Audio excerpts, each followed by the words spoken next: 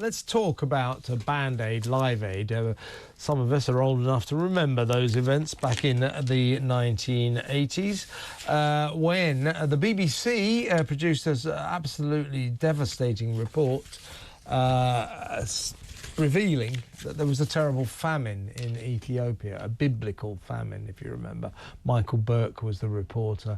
It shocked the nation. Bob Geldof, then of the Boomtown Rats, basically got the pop community, the rock community together to make a charity single to raise money for that benighted area. And it was called Do They Know It's Christmas? Now, 10 years ago, for the 30th anniversary, they re-released that single. Now they're doing it again, the 40th anniversary of Band Aid's Do They Know It's Christmas? Now, trying to raise money again for Ethiopia. And the Ethiopian Prime Minister, a guy called Abiy Ahmed, says, no, we don't want your money, and we'd prefer it if you'd stop with this patronising pity for this country. He said, he was being that. He said, look, humanitarian instincts, it was all very nice what you did before, but Ethiopia now is a successful country. It's one of the fastest growing economies in Africa, and we don't want the image that we're sort of poverty-stricken, famine-stricken. We're not. We don't want your help. We don't want your single. And by the way, the lyrics are insulting to the people of Ethiopia anyway. Let's talk to the author of Beyond Grievance, What the Left Gets Wrong About Ethnic Minorities, Dr. Rakib Ehsan. Welcome, Rakib. Evening, Kevin. How are you? I'm very, very well. I thought this story would be up your street. It's certainly up mine. I mean, I've been around the showbiz scene a long time. I went to Live Aid. I can remember all of this. And increasingly over the years, there's been this feeling that this charity effort by our wonderful showbiz, selfless showbiz celebrities, is more about them than the recipients. And Ed Sheeran, his voice was used on this 40th anniversary re-release of Do They Know It's Christmas? And he said, I'd rather it wasn't. He said, because he essentially said, this is a pity parade. I don't think it does Africa any good. And there's something patronising about these Western celebrities saying, we demand to be able to give money to these poor people. Well, in Ethiopia now, they're not particularly poor. They're not having a famine. The Prime Minister says, actually, we're a very successful economy, and you trying to give us money makes us look like a poverty-stricken wreck of a country, and we're not that. Nice sentiments, Bob, but go away and leave us alone. Well, a lot has changed over the last 4 decades, and I think that the intervention that was made by Abiy Ahmed really tells you that he certainly had enough of this patronising pity. Finds it deeply condescending, and I think the problem is that if you look at the lyrics, firstly, you have to take issue with the fact that the problems at the time, the famine in Ethiopia, was then it was almost suggested that this was happening throughout Africa, which is a continent of over 50 nation states. And by the way, Rakib, sorry to interrupt. You know why the song gave the impression that this famine was affecting all of Africa. It's because Midge Ure and Bob Geldof wrote the song, and Ethiopia had too many syllables. Too many syllables. So that's how seriously they took the issue. Absolutely, and I think that speaks volumes in itself. And I think that if this caricature of Africa being a sort of, conflict-riddled, poverty-stricken across the board, that actually does Africa a great deal of damage. That won't encourage people to visit Africa as tourists. Ethiopia, for example, has some breathtaking ancient sites, which I think many well-travelled people would like to see for themselves. And on top of that, it certainly it wouldn't encourage investment into African economies. Many of those African economies have brimming with youthful potential. So I think that we just have to look at Africa a bit differently. I think that sort of patronising pity needs to be substituted with a spirit of partnership. I think that would be a step in the right direction. And as for the lyrics of the song, you know, Bob Geldof, in his time-honoured fashion, basically, get over it, it's just a pop song. Yeah, but if you do look at the lyrics, you know, I mean, it's so sort of symptomatic of kind of dim Western celebrities thinking they're being nice to the poor natives in these deprived countries.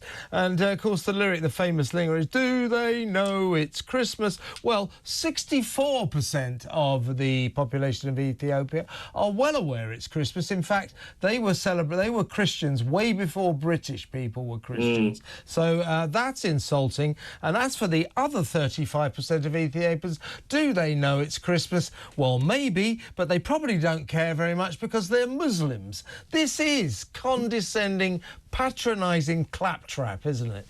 Oh no, absolutely. Christianity was an established presence in Ethiopia when England was still very much still a pagan country. So I think that the lyrics there are wide off the mark. I think even the references that, you know, Africa is a continent where there's no snow. Well, there's many mountains in Africa, so I gather there's a great deal of snow there. Rivers. Yeah. I mean, I just like let them know which is the longest in the world, which is the deepest in the world, I believe. Yeah. Yeah, let them know it's Christmas time. Let them know it's Christmas time. Well, why would you want to let a load of Muslims know that it's Christmas? I mean, as I just said, the rest of the population, the vast majority of the population, 64% of them are well aware it's Christmas. Thank you very much. They were aware it was Christmas before we were aware it's Christmas. So, again, and what I find kind of, you know, again, you don't want to pour too much rain on the parade of these well-meaning pop stars. I mean, their heart is in the right place, but they are now essentially demanding to help Ethiopia, demanding to help the poor people of Africa, and the poor people of Africa are saying, we don't really need this help anymore. And in fact, the Prime Minister, Abiy Ahmed, he says, actually, I think this is doing my country, Ethiopia, more harm than good. And that's worth thinking about, isn't it? Oh, no, absolutely. And I think that many of these charitable activities, philanthropic endeavours, they are decent-hearted, but the real issue that I have is that quite often they're very celebrity-driven. They come across as very top-down, hierarchical. There's celebrities at the heart of it. And quite often the people that are supposedly meant to benefit from these charitable activities, they barely feature in these campaigns. And when they do, it's a very doom and gloom story. I'd like to see, with these charitable activities, what's the positive impacts which are taking place? Why don't they highlight those stories more often? And I think that more generally, I mean, I suspect that most people in Africa, what they want a fair shake when it comes to how the global political economy works. They don't want to be the subject of pity. They want to write their own stories of progress and development and advancement.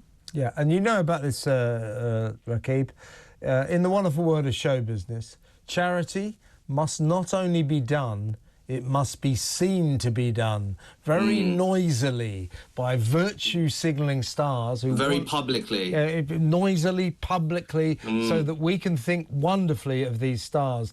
And what is hilarious about this is that they're getting very upset that Africa is saying, look, will you stop with all of this? And don't forget, it feeds into what happened with the BBC's annual appeal. You know, that they used to send celebrities out to various places in deprived countries all over the world, and people have started to call it poverty porn.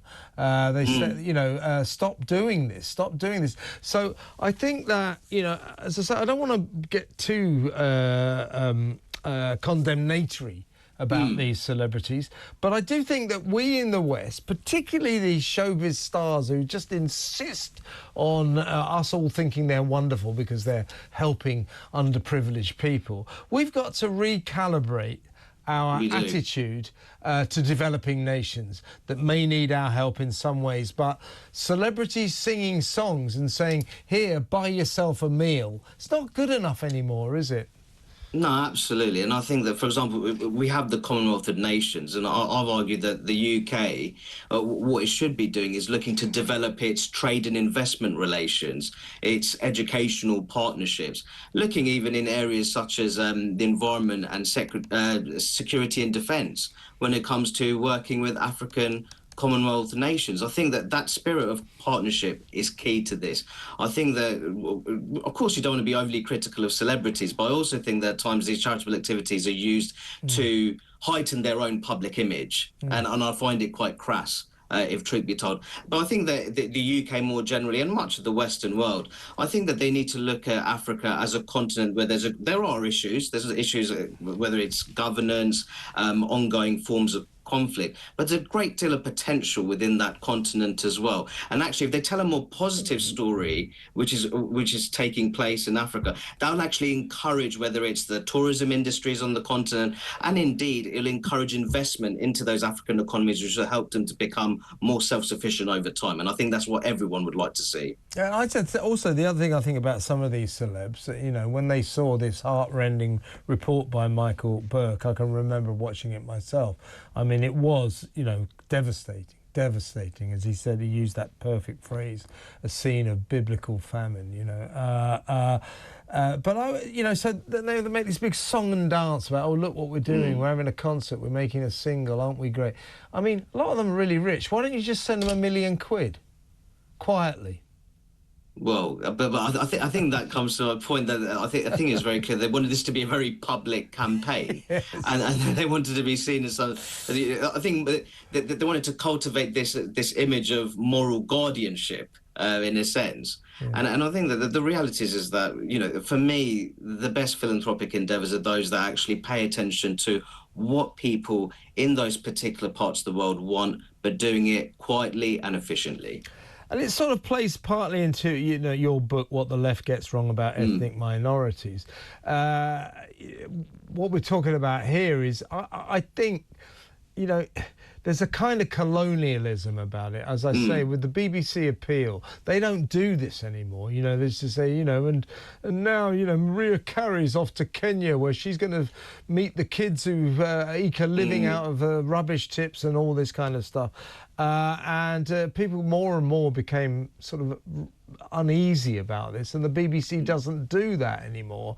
So I think that from those days in the 80s, you know, and we're obviously learning something, but we've got a way to go.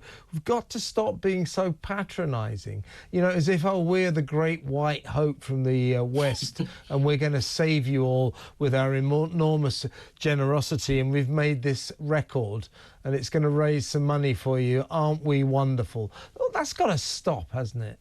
Oh, it really has to stop. I think we need to do away with that saviour complex, well and truly. And I think that some of the dynamics that we're talking about here, they exist within our own society, where people have they take a very paternalistic approach to ethnic and racial minorities. I think the reality, I think the point I'd make is that there's, without actually trivializing what's going on in other continents in terms of poverty and underdevelopment, there's still a great deal of deprivation within our own country. And I think that quite often our British celebrities, they don't seem very keen in terms of engaging with that kind of deprivation, really understanding, you know, the sort of aspirations and the desire, almost the desperation for opportunities among poorer young people to really make headway in life.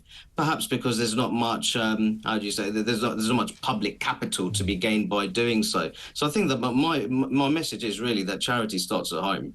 Yeah, and the trouble with too many of these celebrities is they just want to be seen doing this. It's a publicity blitz by them. Very few celebrities do this quietly. Some do. I'm connected with a charity, and I can tell you, for example, Ricky Gervais, who demands no publicity, hands out a lot of money to a lot of causes that mean something to him. But people like Ricky in the showbiz area, in the wonderful world of entertainment, are few and far between. They want to do it noisily and they want to be seen doing it. And that's my problem with Band Aid and them trying to go down the same alley yet again. I hope they don't do this again. And listen to Ethiopia. We don't want your help. It's just ridiculous. Rakib, fantastic to talk to you as always. Thank you so much for your time. Rakib Asin there, he's an academic, a professor and author of Beyond Grievance, What the Left Gets Wrong About Ethnic Minorities. What do you think about that?